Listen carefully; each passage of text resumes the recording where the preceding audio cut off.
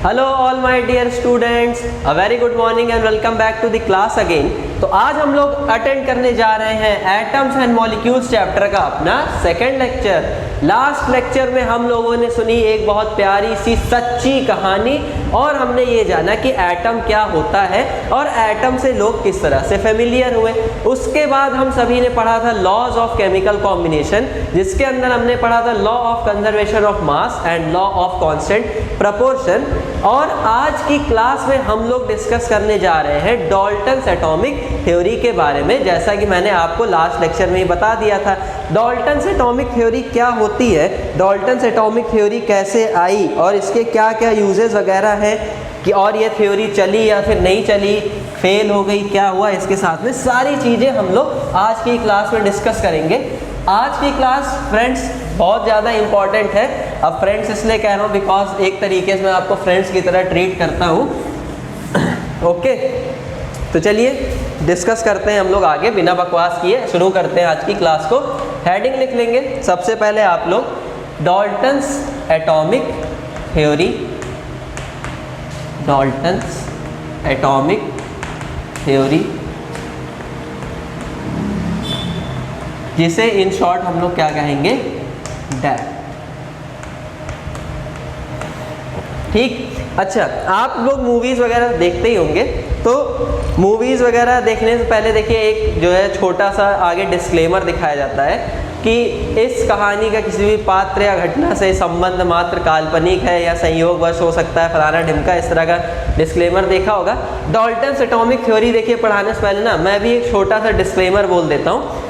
तो डिस्क्लेमर ये है कि ये थ्योरी एकदम घटिया है, एकदम फर्जी है, इसका वास्तविकता के साथ में कोई संबंध नहीं है। जितने भी पॉइंट्स इस थ्योरी के अंदर बताए जा रहे हैं वो ज़्यादातर झूठ है, कुछ ही पॉइंट्स उसमें से सही हैं। तो कृपया इस थ्योरी को दिल से बहुत ज़्यादा ना लगाएं, लेकिन एग्ज़ाम के लिए आपको ये थ्योरी पढ़नी ही पड़ेगी। मतलब पढ़ाने का यहाँ पर रीज़न बस ये है कि एग्ज़ाम में ये थ्योरी हमसे पूछी जाएगी और अगर हम नहीं लिखेंगे तो हमारे नंबर उड़ा दिए जाएंगे।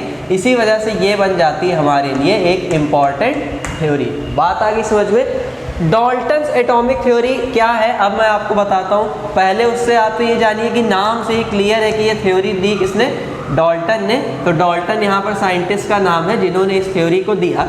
लेकिन ये थ्योरी दी क्यों गई, इस थ्योरी का ओरिजिन कैसे हुआ, इन सारी बातों को पहले हम लोग डिस्कस करते हैं। तो लास्ट क्लास में मैंने आपको ये बताया था कि जब ये जो हमने कहानी सुनी थी, साइंस ने जब उससे आगे थोड़ी तरक्की कर ली तो लोग ना ये जो कहानियाँ थी एटम्स वगैरह के बारे में, महर्षि कणाद, कट्यायामा, डेमोक्रियस वगैरह के बारे में जो इन्फॉर्मेशन इन लोगों ने प्रोवाइड की थी एटम वगैरह के बारे में, लोग उसको अफवाह समझने लगे।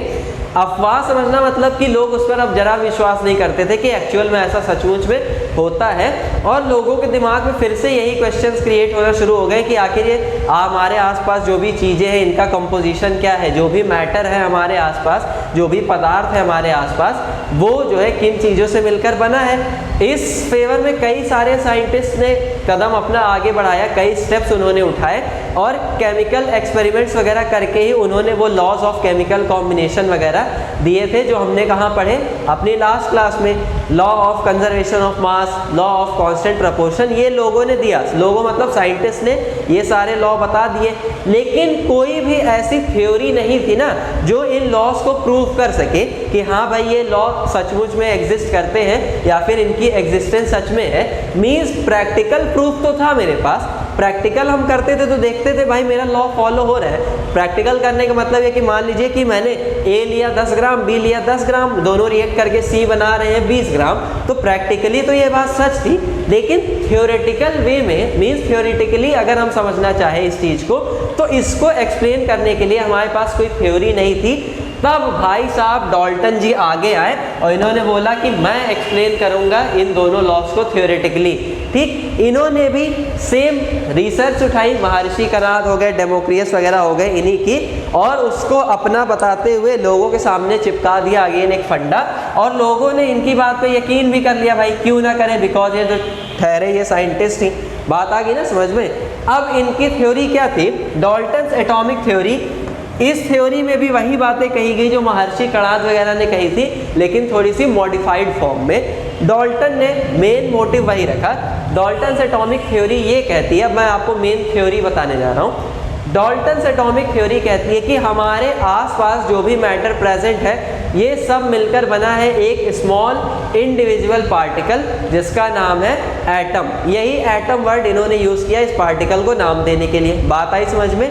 आगे डाल्टन ने कुछ और बातें कही इस थ्योरी के बारे में, तो वो क्या थी, चलिए एक एक पॉइंट करके हम लोग लिखते हैं। पहला point main Dalton atomic theory क्या कहती है कि every substance is made up of small indivisible particles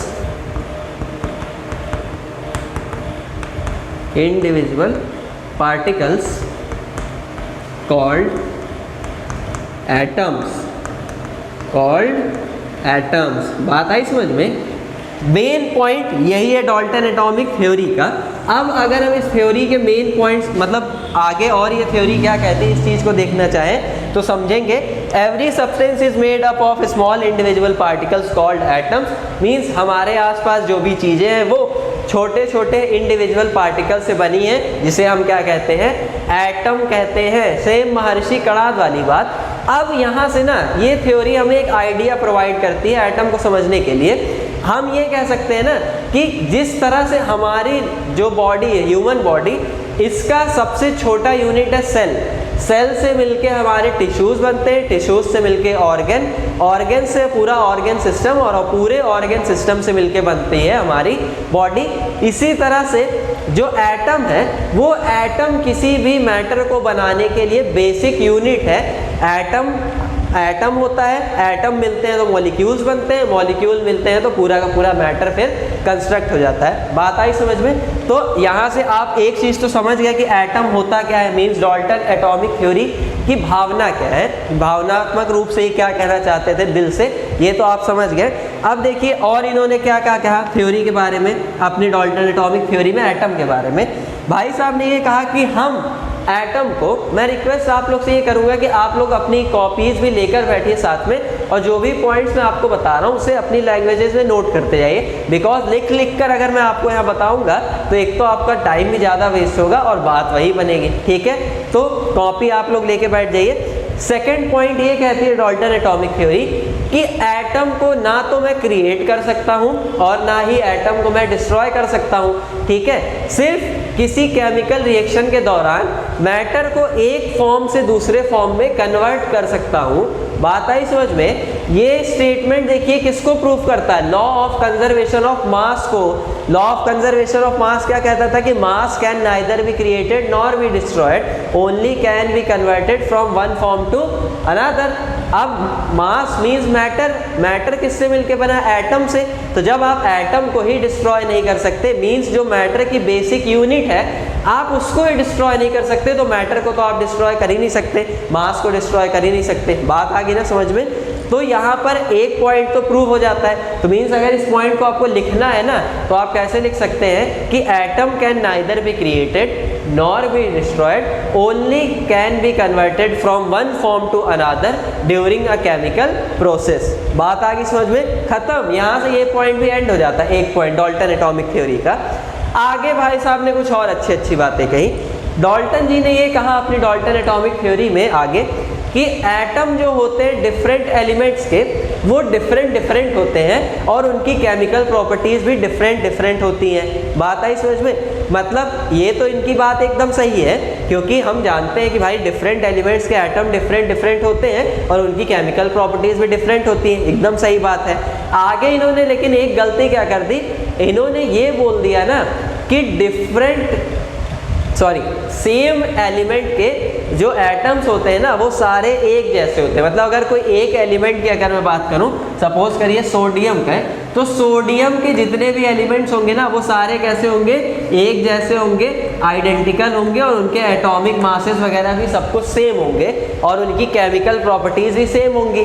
तो चलिए केमिकल प्रॉपर्टीज सेम होंगी ये मतलब तो समझ में आता है, लेकिन एक ही एलिमेंट के सारे एटम्स आइडेंटिकल होंगे, उनके मास वगैरह सब बराबर होंगे, ये ज़रूरी नहीं है, क्योंकि मैं जानता हूँ कि आज हम नेचर में आइसोबार्स से भी फेमिलियर है, आइसोबार्स भी नेचर में एग्जिस्ट करते हैं। अब यहाँ से यार एक नया वर्ड आ गया, ये आइसोबार क्या होता है? तो आइसोबार मतलब आप बस सिंपली ये समझिए कि अगर दो एटम है और दोनों के अंदर नंबर ऑफ प्रोटॉन कैसे है, सेम है, मतलब उनका Z सेम है, लेकिन उनका मास नंबर जो है ना, सॉरी इनका Z अलग अलग है, मैंने आपको थोड़ा उल्टा बता दिया, इनका Z कैसा है, डिफरेंट, एक का Z तो एक का Z डैश, लेकिन इनका मास नंबर सेम है, A सेम है, तो हम इनको क्या कहते हैं, आइसोबार्स कहते हैं। बार मतलब हमारा रीजन है वेट्स है, मतलब दो एलिमेंट एटम्स है अलग अलग है, लेकिन उनके एटॉमिक वेट्स कैसे हैं, सेम है, तो इसी वजह से ये आइसोबार्स। और दूसरे होते हैं देखिए आइसोटोप्स, एक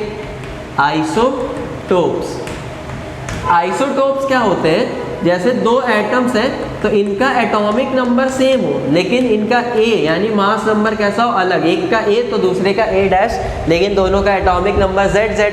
तो आप यहाँ से क्लियरली देख सकते हैं कि ये दोनों हैं तो एक ही एटम, एक ही एलिमेंट के, क्योंकि इनका एटॉमिक नंबर कैसा है, सेम है, लेकिन भाई साहब यहाँ पे मास नंबर देखिए अलग अलग है। तो डाल्टन की ये बात तो सही हो ही नहीं सकती कि एक ही एलिमेंट के सारे एटम्स एक जैसे होते हैं, ठीक है ना, ये पॉइंट गलत है। अब देखिए आपको, मुझे मालूम है कि यहाँ पर आपको डाउट हो रहा होगा कि यार ये आइसोटोप्स, ये क्या एटॉमिक नंबर मास नंबर ये बताते जा रहे हैं, तो बिल्कुल भी यहाँ पर आपको चिंता करने की ज़रूरत नहीं है। अगर आपको ये पॉइंट अभी नहीं समझ में आ रहा है ना, तो उसका रीज़न ये है कि अभी मैंने आपको मॉडर्न एटॉमिक स्ट्रक्चर के बारे में कुछ भी नहीं समझाया है। जब हम मॉडर्न एटॉमिक स्ट्रक्चर टॉपिक पे आ जाएंगे तो हम ये सॉरी आइसोबार्स, आइसोटोप क्या है ये समझ जाएंगे, बिल्कुल भी परेशान होने की ज़रूरत नहीं है। बस ये पॉइंट आपके लिए समझना इंपॉर्टेंट था कि एक ही एलिमेंट के भी एटम्स डिफरेंट हो सकते हैं, लेकिन हाँ उनकी जो केमिकल प्रॉपर्टीज़ होती है वो एक जैसी होती है, सिमिलर होती है। बात आ गई ना आपको समझ में, बिल्कुल समझ में आ गई होगी। तो ये कुछ एक पॉइंट था डाल्टन एटॉमिक थ्योरी का। अगले पॉइंट में डाल्टन ने ये कहा कि एलिमेंट्स जब एटम्स के, सॉरी एलिमेंट्स के जो एटम्स होते हैं वो कंबाइंड होते हैं ना, तो ये कंपाउंड्स फॉर्म करते हैं। तो ये बात भी डाल्टन की काफ़ी हद तक सही है, 50% सही है, 50% गलत है, क्योंकि डिफरेंट एलिमेंट्स के एटम जब ऐसे ही कंबाइंड हो जाते हैं तो कंपाउंड नहीं बनता, डेफिनेट रेशियो में कंबाइंड होते हैं तब जाके कंपाउंड बनता है। तो डाल्टन ने ये बात तो सही कही कि डिफरेंट एलिमेंट्स के एटम कंबाइंड होंगे तो कंपाउंड बन जाएगा। अब कंपाउंड जैसे कि मान लीजिए वाटर है, H2O कैसे बना, जब हाइड्रोजन और ऑक्सीजन के एलिमेंट्स के एटम्स कंबाइंड हुए, हाइड्रोजन एक एलिमेंट, ऑक्सीजन एक एलिमेंट, इनके एटम्स जाके कंबाइंड हुए तो बना मेरा वाटर, जो कि एक कंपाउंड है। लेकिन भाई साहब यहाँ ये फिक्स रेशियो में कंबाइंड हुआ है, देखिए 2:1 में दो एटम हाइड्रोजन का, एक एटम ऑक्सीजन का, लेकिन डाल्टन ने रेशियो वगैरह के बारे में यहाँ पर कोई बात नहीं की थी, बस उन्होंने बोल दिया कंबाइंड होते हैं कंपाउंड बन जाता है। तो 50% बात सही है, 50% कैसी है, गलत है। बात आ गई ना समझ में। दूसरा, अगर कुछ और पॉइंट हम जानना चाहें डाल्टन एटॉमिक थ्योरी वगैरह के बारे में, तो देखिए डाल्टन ने अपनी एटॉमिक थ्योरी में एटम्स को आइडेंटिकल माना था, ये उनकी जो है सबसे बड़ी कमी थी। मीन्स अब मेन जो इनके थ्योरी के पॉइंट्स हैं वो हम समझ चुके हैं। अब ये थ्योरी फेल हो गई थी, क्योंकि आज हम इसे यूज़ तो करते नहीं है। फेल होने का इसके रीज़न क्या था, देखिए तो फेल होने का इसके रीज़न ये है कि अपनी इस डाल्टन एटॉमिक थ्योरी में भाई साहब ने बहुत सारे अजम्पशंस किए थे जो कि एकदम आज हम सरासर गलत होते हुए देख रहे हैं। जैसे पहला पॉइंट ही आप उठा लीजिए इस थ्योरी का, ड्रॉबैक्स हम सभी चेक कर रहे हैं। फर्स्ट पॉइंट ही अगर आप उठा लीजिए तो पहले पॉइंट में देखिए डाल्टन ने कहा कि एटम जो होता है उसे हम ना तो क्रिएट कर सकते हैं और ना ही डिस्ट्रॉय कर सकते हैं। लेकिन ये बात एकदम गलत है, क्योंकि हम जानते हैं कि हम एटम को आज, अच्छा एक और इन्होंने बोला हम डिवाइड भी नहीं कर सकते एटम को, क्रिएट डिस्ट्रॉय की तो बात छोड़ो, हम डिवाइड भी नहीं कर सकते। लेकिन हम जानते हैं आज हम एटम को डिवाइड कर सकते हैं, electron, protons, neutrons, meson, boson, graviton, ये सारे में हम एटम्स को डिवाइड कर सकते हैं। ये सब पार्टिकल्स एटम के अंदर ही तो पाए जाते हैं, तो ये तो डिवीजन हम कर सकते हैं। मीन्स इनका ये एक पॉइंट तो गलत है, पहला ड्रॉबैक डाल्टन एटॉमिक थ्योरी का। दूसरा ड्रॉबैक इन्होंने बोला हम ना तो एटम को क्रिएट कर सकते हैं ना ही डिस्ट्रॉय कर सकते हैं। लेकिन आज मुझे मालूम है कि मैं एटम बना भी सकता हूँ और एटम को बिगाड़ भी सकता हूँ। कैसे? न्यूक्लियर फिजन एक प्रोसेस होती है, आप इसके बारे में आगे अपनी 12th क्लासेस वगैरह में पढ़ेंगे। तो इसमें क्या होता है, किसी एटम का ये जो न्यूक्लियस है, देखिए इस एटम के न्यूक्लियस पर ऐसे तेजी से न्यूट्रॉन्स की बॉम्बिंग कराई जाती है। ये सब आपको समझना नहीं है, बस मैं समझा रहा हूँ, एक बार देख लीजिए। न्यूट्रॉन्स की यहाँ पे जब हम बॉम्बिंग करवाते हैं, न्यूट्रॉन्स एक पार्टिकल होते हैं जो एटम के अंदर ही पाए जाते हैं, तो ये क्या करते हैं ना, इसके न्यूक्लियस को ऐसे ब्रेक कर देते हैं और ये न्यूक्लियस अब 2 नए न्यूक्लियस या फिर एक नया न्यूक्लियस और कुछ एनर्जी रिलीज कर देता है। बात आई समझ में? अब यहाँ डिपेंडेंसी है कि 2 न्यूक्लियस भी बन सकते हैं और एक बन सकता है। बात आई समझ में? तो ये देखिए हमने एटम को क्या कर दिया, डिस्ट्रॉय कर दिया। यहाँ पे क्या किया हमने, डिस्ट्रॉय किया। देखिए डिस्ट्रॉय करके एक नया एटम बना दिया, तो यहाँ तो डिस्ट्रॉय हुआ, लेकिन यहाँ पे क्या हुआ, प्रोडक्शन हुआ है ना। तो हम अब एटम को प्रोड्यूस भी कर सकते हैं और उसको डिस्ट्रॉय भी कर सकते हैं। हम सभी बड़ी अच्छे तरीके से इस बात को जानते हैं। तो ये पॉइंट भी इनका यहाँ से गलत, एकदम रॉन्ग साबित होता हुआ। ठीक है, अगला इन्होंने क्या बोला था कि एटम्स आइडेंटिकल होते हैं, तो ये तो गलत था ही, मैंने आपको बता ही दिया आइसोटोप्स आइसोबार्स की एग्जिस्टेंस की वजह से। ठीक, कंपाउंड्स इन्होंने बोला फॉर्म करते हैं, लेकिन फिक्स रेशियो में नहीं बोला, तो ये भी बात इनकी यहाँ से जाके गलत हो जाती है। ठीक, तो ये थी क्या ओवरऑल डाल्टन एटॉमिक थ्योरी, जो डाल्टन ने दी तो जो है एटम को समझाने के लिए, लेकिन बहुत ज़्यादा ये कामयाब नहीं रही और इसके कुछ ड्रॉबैक्स की वजह से, जो ड्रॉबैक्स मैंने आपको अभी बताया, उसकी वजह से फेल हो गई। लेकिन इस थ्योरी ने ना सबके अंदर आग डाल दी एकदम से। इसने साइंटिस्ट को इतना इंस्पायर किया कि अरे भाई कुछ अच्छा करते हैं यार, कुछ सोचते हैं एटम वगैरह के बारे में, जरा स्ट्रक्चर कैसा है थोड़ा पता लगाते हैं हम सब भी इसके बारे में, कई सारी चीज़ें। तो ये ओवरऑल साइंटिस्ट के फेवर में अगर हम देखें तो एक इंस्पिरेशनल थ्योरी थी, इसी वजह से बहुत ज़्यादा इंपॉर्टेंट हो जाती है। हालांकि है ये एकदम फर्जी। बात आ गई ना समझ में? अब जब हमने पूरा का पूरा यहाँ पर डाल्टन्स एटॉमिक थ्योरी टॉपिक अपना कवर कर लिया है, तो चलिए अब मैं आपको थोड़ा सा ये बताता हूँ कि ओल्ड टाइम में, मतलब पुराने समय में एलिमेंट्स वगैरह को किस तरह से साइंटिस्ट ने जो है अरेंज करने की शुरुआत की। मतलब जब नए नए एलिमेंट्स वगैरह खोजे जा रहे थे। अब एलिमेंट्स क्या होते हैं, जो एक ही टाइप के एटम या मॉलिक्यूल से मिलकर बनते हैं। ये बात आपको matter in our surrounding chapter में समझा दी गई है।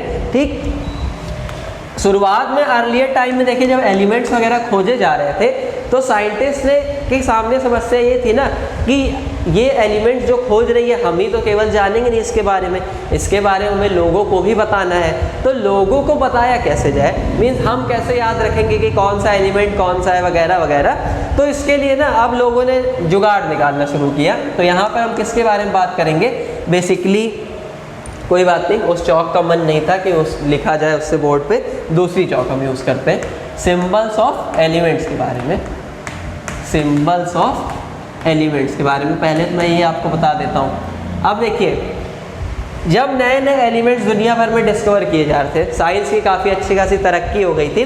समस्या वही कि किस तरह से इन एलिमेंट्स को लोगों के सामने रखा जाए कि लोग भी इन्हें याद रख सके कि भाई कौन सा एलिमेंट कौन सा है। तो कुछ साइंटिस्ट आ गया है, उन्होंने बोला यार एक काम करो ना, आप जो है एलिमेंट जहाँ जिस प्लेस से खोजा गया है, कोई एलिमेंट जिस, मान लो कोई एलिमेंट खोजा गया अफ्रीका से, तो उसका नाम ना वहीं से रिलेटेड किसी चीज़ के ऊपर रख दो। ठीक है, जैसे अफ्रीशियम रख दो या कुछ और रख दो। अगर कोई इंडिया से खोजा जा रहा है तो इंडस रख दो वगैरह वगैरह। कोई फ्रांस से खोजा जा रहा है तो फ्रेंचियम रख दो, मतलब वगैरह वगैरह। ये बस इमेजिनरी नेम्स है जो मैंने आपको बताए। लोगों ने पहले ये सजेस्ट किया, लेकिन ना ये आइडिया बहुत ज़्यादा पसंद नहीं आया साइंटिस्ट को। बोले अरे नहीं, कोई ये अच्छा नहीं लग रहा है, कुछ और जो है चलो करते हैं। तो फिर लोगों ने बोला ना एक काम करो, एटम्स की प्रॉपर्टीज़ देख लो कि मतलब कोई एलिमेंट जो खोजा जा रहा है उसकी प्रॉपर्टीज़ क्या है, कैसी प्रॉपर्टीज़ वो शो करता है, उसके हिसाब से नाम रख दीजिए। तो लोगों ने बोला भैया प्रॉपर्टीज़ के लिए बड़ी स्टडी करनी पड़ेगी, बहुत खर्चा पानी लगेगा लैब में और बहुत ज़्यादा इसमें भी कामयाबी मिल नहीं पाएगी, अच्छा सिस्टम नहीं लग रहा हमको। तो अब ये लोग पीछे नहीं बोले करो जो तुमको मन करे वो करो। तो एक आइडिया ये निकाला गया कि एलिमेंट्स के फोटोग्राफ्स को जो है, फोटोग्राफ्स के थ्रू है जो है एलिमेंट, उसके फोटो के थ्रू लोगों को समझाया जाए कि ये कौन सा वाला एलिमेंट है। ठीक है, तो साइंटिस्ट ने क्या किया, एलिमेंट्स का पिक्चर लिया और पिक्चर को अरेंज करते हुए एलिमेंट्स को बढ़िया से एकदम डिज़ाइन कर दिया, एक अरेंजमेंट कर दिया एलिमेंट्स का। लेकिन अब समस्या ये होने लगी शुरुआत तक तो ठीक है, जब तक हमको 10-15 एलिमेंट मालूम है तब तक तो ये चला एकदम अच्छे से।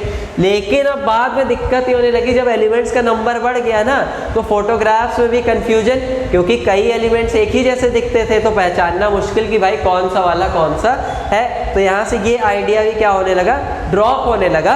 तो डाल्टन भाई साहब ने एक और अच्छा काम किया, डाल्टन एटॉमिक थ्योरी देने के अलावा उन्होंने बोला ना आप सिंबल्स यूज करो एलिमेंट्स के लिए। क्या यूज करो, सिंबल्स यूज करो। लेकिन इनके सिंबल्स कैसे थे, इन्होंने कुछ एलिमेंट्स के सिंबल वगैरह बना के दिखाए कि बोला आप सिंबॉलिक फॉर्म में समझा दो कि अपनी बात आप क्या कहना चाह रहे हो। अब सिंबल्स की सांकेतिक भाषा देखिए बड़ी अच्छी होती है। जैसे फॉर एग्जांपल आप ऐसे रोड वगैरह पे जा रहे हो तो आपने भी कई सारे रोड सेफ्टी सिंबल्स वगैरह देखे होंगे, जैसे ऐसे क्रॉसिंग बना के उस पर बच्चे आपको जाते हुए दिखते वगैरह रहते हैं ऐसे, तो आपको पता चल जाता है कि भाई आगे स्कूल है, हमको धीरे धीरे चलना है। बात आ गई ना समझ में। इसी तरह से और भी एक आग का सिंबल आपने देखे होंगे, ये एक ऐसा गोला, इसके अंदर ऐसे एक भोपू बना दिया जाता है और भोपू के ऊपर ऐसे क्रॉस कर देते हैं, मतलब कि नो हॉर्न या हॉर्न वगैरह मत बजाइए। तो ये सिंबल की भाषा है। सिंबल देख के भी आप समझ सकते हैं कि सामने वाला बंदा क्या कहना चाह रहा है। तो डाल्टन ने भी सेम यही टेक्निक अपनाई। उन्होंने बोला ना सिंबल से समझा देते हैं यार लोगों को कौन सा एलिमेंट है। साइंटिस्ट ने बोला जरा करके दिखाइए, तो इन्होंने कहा बिल्कुल कर सकते हैं। जैसे देखो हाइड्रोजन के लिए ये वाला सिंबल फिक्स कर दो। इन्होंने क्या बोला कि एक एलिमेंट का एक सिंबल फिक्स कर दीजिए, जब भी वो लोग सिंबल देखेंगे वो समझ जाएंगे कि ये इसी के बारे में बात करने जा रहा है। तो हाइड्रोजन के लिए उन्होंने कुछ ऐसा सिंबल फिक्स किया, किसके लिए, हाइड्रोजन एटम के लिए, हाइड्रोजन एलिमेंट के लिए। अब इसके बाद 2-3 सिंबल और इन्होंने बना के दिखाए, जैसे इसके अंदर पूरा काला काला ऐसे अगर गोद दिया जाए इस तरह से, तो ये सिंबल किसके लिए था, कार्बन के लिए, ये रिप्रेजेंट करता था कार्बन को, ठीक है। इसी तरह से अगर ऐसे बना हो उसके अंदर जी लिख दिया जाए तो ये रिप्रेजेंट करता था गोल्ड को। समझ में आ रही बात। अगर जो है ऐसे गोले के अंदर ऐसे खिड़की एक बना दी जाए तो ये किसको रिप्रेजेंट करता था, फॉस्फोरस को, फॉस्फोरस। अगर गोले के अंदर एक 4 खाने वाली खिड़की बना दी जाए तो ये किसको रिप्रेजेंट करता है, सल्फर को, ठीक है। और अगर गोले के अंदर ऐसे छोटे छोटे ड्रॉपलेट्स बना के इस तरह से, तो ये किसको रिप्रेजेंट करता है, मरकरी को, पारे को। मरकरी जो थर्मामीटर में भरा होता है, आगे मालूम होगा ना आप सबको। हाँ, तो इस तरह से देखिए, क्यों गिर रहे हो भाई, इस तरह से उन्होंने कुछ सिंबल्स फिक्स कर दिए एलिमेंट्स के लिए और बोला कि हर एलिमेंट को आप एक सिंबल दे दीजिए और सिंबल के फॉर्म में दुनिया के सामने उस एलिमेंट को ले आइए, तो लोग जब भी उस एलिमेंट का यूज़ करना होगा तो सिंबॉलिक फॉर्म में उसे यूज़ कर लेंगे। बात आई समझ में। लेकिन देखिए ना, ये भी आइडिया कुछ दिनों तक तो चला, लेकिन आगे बहुत ज़्यादा काम का साबित नहीं हुआ, क्योंकि जब कंपाउंड्स वगैरह के क्षेत्र में काफ़ी ज़्यादा तरक्की हुई साइंस की, तो लोगों ने कंपाउंड्स वगैरह के बारे में बहुत अच्छे से जानना शुरू किया। तो अब यार उन्होंने ये बोला ना कि अगर मान लो भैया कि मुझे H2O का फॉर्मूला लिखना है, मॉलिक्यूलर फॉर्मूला पानी का, जो हाइड्रोजन और ऑक्सीजन से मिलके बना है, तो आज तो हम इसको H2O लिख लेते हैं, लेकिन ये H2O लोग उस जमाने में नहीं जानते थे। तो उन्हें अगर पानी का फॉर्मूला लिखना होता तो वो सिंबल यूज करते, कैसे, 2 हाइड्रोजन मतलब एक गोला, 2 गोला ऐसा, और एक ऑक्सीजन। तो देखिए ऑक्सीजन का सिंबल आपको बता दूं, अगर सिर्फ एक एम्प्टी गोला है तो ये रिप्रेजेंट करता था किसको, ऑक्सीजन को। तो अगर 2 डॉट वाले गोले मतलब हाइड्रोजन और एक गोला मतलब ऑक्सीजन। तो इस तरह से बताइए अगर किसी कंपाउंड का फॉर्मूला लिखा जाएगा तो बच्चे के पल्ले कुछ पढ़ने वाला है नहीं। वो तो बोलेगा अरे भैया रहने दो, ये हमारे बस की बात नहीं, ये सिंबल वाली भाषा जो है खोपड़ी से ऊपर बाउंसर जा रहा है, ठीक। तो मतलब बहुत ज़्यादा ये वाला आइडिया भी उनका काम नहीं आ पाया, सिंबॉलिक फॉर्म में एटम्स को रिप्रेजेंट करने वाला। तब आगे आए बर्जीलियस, ठीक है, द ग्रेट साइंटिस्ट बर्जीलियस, जिन्होंने दी थी बर्जीलियस वाइटल फोर्स थ्योरी। और वाइटल फोर्स थ्योरी में इन्होंने ये कहा था, छोटा सा पॉइंट है, बर्जीलियस बहुत ज़्यादा गुरूर में आ गए थे, तो इन्होंने ये बोल दिया ना कि जितने भी ऑर्गेनिक कंपाउंड्स हैं, मतलब जो नेचुरल कंपाउंड्स हैं जो हमें नेचर से मिलते हैं, जैसे कि गोंद मान लीजिए आप, जो ग्लू होता है पेड़ से निकलने वाला, रेजिन जिसे आप कह सकते हैं, उसे हम लैब में बना ही नहीं सकते हैं, ठीक, कोई भी नेचुरल कंपाउंड। तो यही थी हमारी बर्जीलियस वाइटल फोर्स थ्योरी, लेकिन ये एकदम गलत थी, क्योंकि हम जानते हैं कि आज हम लैब में चीज़ों को बना सकते हैं, ठीक है। आगे चलिए अगर हम लोग देखें यहाँ पर तो समझते हैं हम लोग आगे अब हुआ क्या।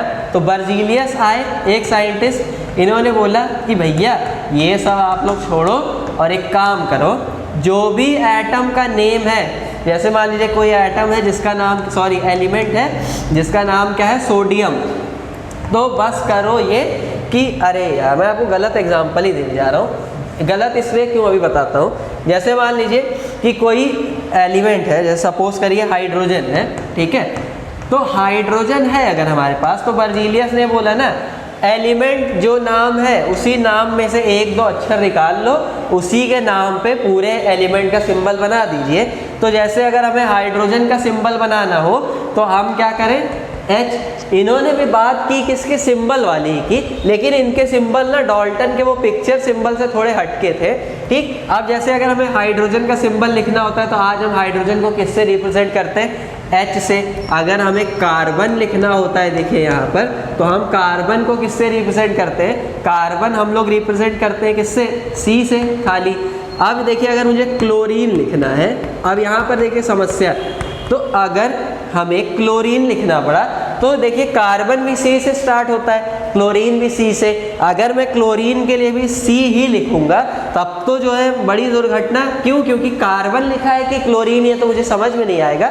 तो बर्जीलियस ने बोला एक अक्षर की जगह कभी कभी दो अक्षर उठा लिए जाए। तो जैसे क्लोरीन में नॉर्मली हम लोग बोलते हैं क्या, क्लोरीन लिखते CH है, तो इन्होंने बोला क्लोरीन के लिए Cl लिख लीजिए। बात आ रही है समझ में आपको। तो ये आइडिया था किसका, the great scientist doctor jackal, नहीं बर्जीलियस का, ठीक है। बर्जीलियस ने ये आइडिया प्रपोज किया कि एलिमेंट्स के नेम के अकॉर्डिंग उनके नेम में से एक दो आप लोग लेटर्स उठा के एलिमेंट का सिंबल डिज़ाइन कर दीजिए और वही सिंबल आप यूज़ करिए उस एलिमेंट से रिलेटेड कंपाउंड्स का फॉर्मूला लिखने के लिए। तो देखिए आज हम लोग बढ़िया से वाटर जानते हैं, हाइड्रोजन ऑक्सीजन एलिमेंट से मिलकर बनता है, तो हम उसका फॉर्मूला क्या लिख देते हैं, H2O। बात आ रही ना आपको समझ में। तो यहाँ पर देखिए अब मैं आपको कुछ कॉमन एलिमेंट्स के सिंबल वगैरह बता देता हूँ और आप लोग भी धीरे धीरे ना इनको रट्टा नहीं मारना है आपको, आप लोग एकदम फेमिलियर हो जाएंगे इससे, अपने आप यूज़ करते करते आप लोग सीख जाएंगे, ठीक। जैसे देखिए हाइड्रोजन की अगर हम लोग बात करें, यहाँ पर मैं एलिमेंट का भी लिख देता हूँ हाइड्रोजन। तो हाइड्रोजन को हम लोग किससे रिप्रेजेंट करते हैं, H से। कार्बन को किससे रिप्रेजेंट करते हैं, C से। इसके अलावा जो है हमारे पास आता है सोडियम। अब देखिए सोडियम है तो इसको याद रखिएगा हम लोग रिप्रेजेंट करते हैं किससे, Na से, ठीक है। ये कुछ एलिमेंट्स के जो सिंबल है, जो नेम है ना, वो उनके लैटिन नेम से उठाए गए हैं। जैसे सोडियम का लैटिन नेम होता है, लैटिन नेम मतलब लैटिन लैंग्वेज में सोडियम का नेम होता है नेट्रियम, ठीक है। तो यहाँ से उठाया गया है Na। बात आ रही है आपको समझ में। इसी तरह से आयरन का सिंबल होता है, आयरन का सिंबल होता है Fe। तो ये भी इसके लैटिन नेम से उठाया गया है, इसका लैटिन नेम होता है फेरम। तो यहाँ से क्या उठाया गया है, Fe। इसी तरह से देखिए अगर हम लोग बात करें पोटेशियम की, पोटेशियम, तो पोटेशियम का सिंबल होता है K, लेकिन K तो आपको कहीं पोटेशियम में दिखेगा ही नहीं, तो ये भी इसके लैटिन नेम से उठाया गया है। पोटेशियम का लैटिन नेम होता है केलियम, ठीक है। ये भी सब एडिशनल इन्फॉर्मेशन देखिए आपको याद रखनी है, एग्जाम पॉइंट ऑफ व्यू से आपके लिए हर एक चीज़ इंपॉर्टेंट है। और अगर एग्जाम को गोली भी मारे तो हम अपनी नॉलेज के लिए तो कम से कम चीज़ों को याद करना ही है ना। तो अपनी नॉलेज के लिए याद रखिएगा ये सारी चीज़ें कि सोडियम का लैटिन नेम नेट्रियम, आयरन का फेरम, पोटेशियम का केलियम वगैरह, ठीक है। इस तरह से अब ये कुछ कॉमन जो स्पेशल कैरेक्टरिस्टिक वाले सिंबल थे वो मैंने कुछ आपको यहाँ बता दिए हैं, जो आपको क्या करने हैं, याद रखने हैं। मैंने इसीलिए बताया ताकि आप इनमें कम से कम कंफ्यूज ना हो कि भाई ये तो K कहीं दिख ही नहीं रहा है, Fe कहीं दिख ही नहीं रहा, यहाँ तो N कहीं दिख ही नहीं रहा, तब भी सिंबल ऐसा क्यों है, ठीक है। अब आगे एक इम्पॉर्टेंट कॉन्सेप्ट हम लोग पढ़ने वाले हैं, क्या, एटॉमिक मास का। लेकिन एटॉमिक मास का ये जो कॉन्सेप्ट है ना, वो मैं आपको पढ़ाऊंगा अगली क्लास में, बिकॉज नेक्स्ट क्लास में हम लोग मॉलिक्यूल्स क्या होते हैं इस बारे में भी डिस्कस करने जा रहे हैं। तो हम लोग एटॉमिक मास और मॉलिक्यूलर मास दोनों को ही वहाँ पर कंपाइल कर लेंगे। तो आज की क्लास फ्रेंड्स हम लोग यहीं पर स्टॉप करते हैं। नेक्स्ट क्लास जो भी होगी हमारी, उसमें हम क्या करने वाले हैं ये मैंने आपको बता ही दिया।